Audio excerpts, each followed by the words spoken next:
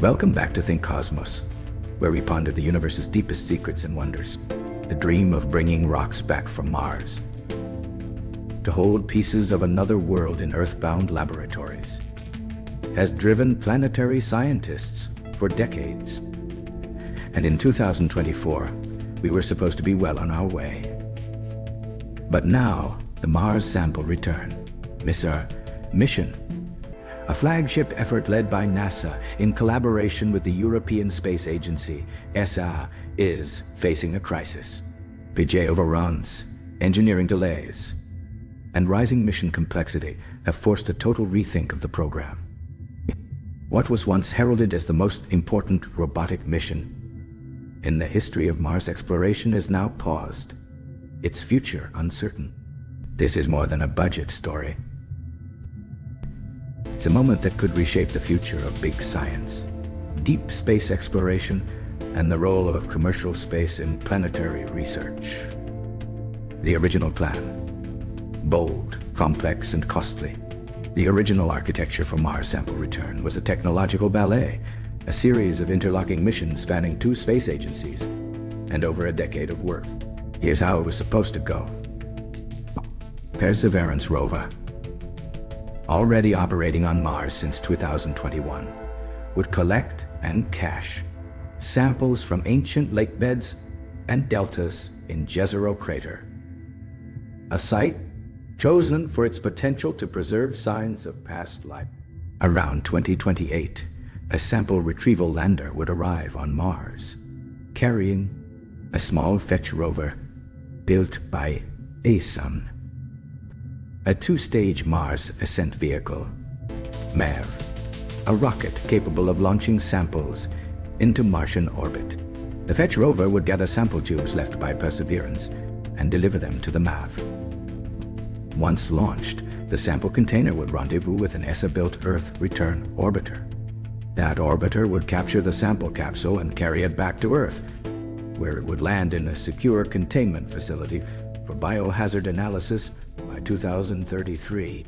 This plan required at least 4 new spacecraft, international coordination, brand new rocket technology, and flawless precision in Martian orbit, something never attempted before. Estimated cost around $7 to $11 billion. The shakeup in 2024, too big to fund. By mid-2024, reality hit. How? Costs ballooned. Technical delays mounted. And congressional scrutiny increased. NASA acknowledged that the mission's price tag, already exceeding its original estimates by billions, would threaten other science missions, including telescopes, heliophysics programs, and planetary probes. The Office of Inspector General and independent review boards warned the program was unsustainable in its current form. So, NASA hit the brakes. In August 2024, the agency formally paused major missile development and solicited proposals from the private sector for alternative approaches, faster, cheaper, and simpler.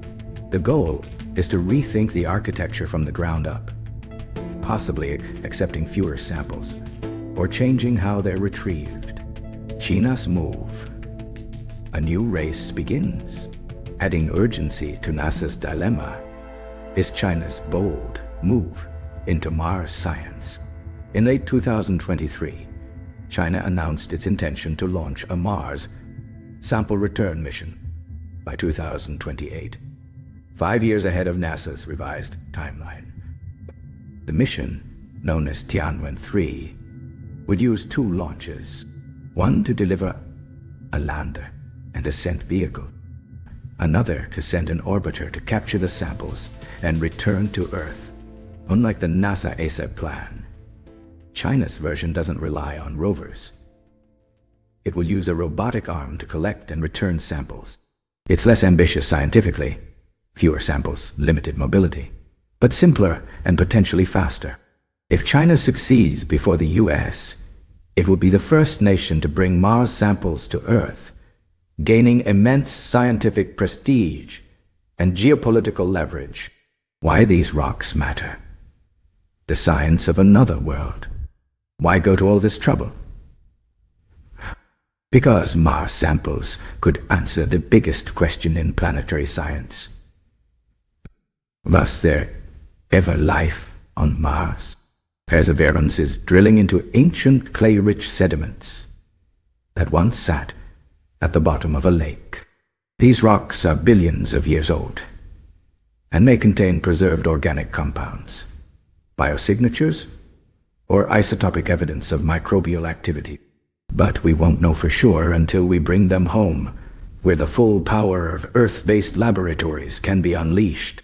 Scanning, electron, microscopes, isotope, ratiomas, spectrometers, Raman, spectroscopy, nanoscale, X-ray diffraction. On Mars, we can only guess. On Earth, we can prove. Additionally, Mars samples will teach us how Martian geology evolved when the planet's climate shifted, how radiation and time alter surface materials, what resources, like perchlorates or minerals, future astronauts might use. Commercial rescue. Could SpaceX or Blue Origin step in? With NASA seeking a simpler plan, commercial space companies are now in the spotlight. Some possibilities. SpaceX could provide a heavy lift alternative to NASA's MAV using Starship, with in-situ fuel production on Mars as a long-term concept. Blue Origin may offer precision landing tech from its Blue Moon program. Companies like Astrobotic, Firefly, or Lockheed Martin could design sample return landers or capsule recovery systems. NASA Administrator Bill Nelson has hinted that commercial partnerships are essential going forward, and that multi-billion-dollar bespoke government missions may be a thing of the past. International stakes, science, prestige, and policy. MISR isn't just about science. It's about leadership. The ability to land on another world, extract material, and return it safely to Earth represents the pinnacle of robotic spaceflight. It's the planetary science equivalent of Apollo, and nations know it. If China pulls it off first, it will likely dominate Mars science for years. If NASA and ESA succeed, they'll set the standard for international science collaboration. Either way, the next few years will define how we explore other worlds, alone or together, balancing ambition and reality. Mars sample return is perhaps the most technically difficult mission ever devised. It requires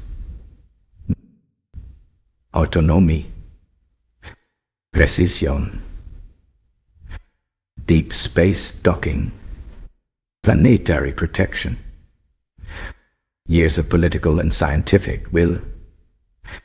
But it also represents our best shot at understanding whether we are alone in the universe. Now, as NASA retools, the space community watches and waits. Will we find a way to get these rocks home? Or will the most important samples in history remain buried in red dust, waiting for the next generation?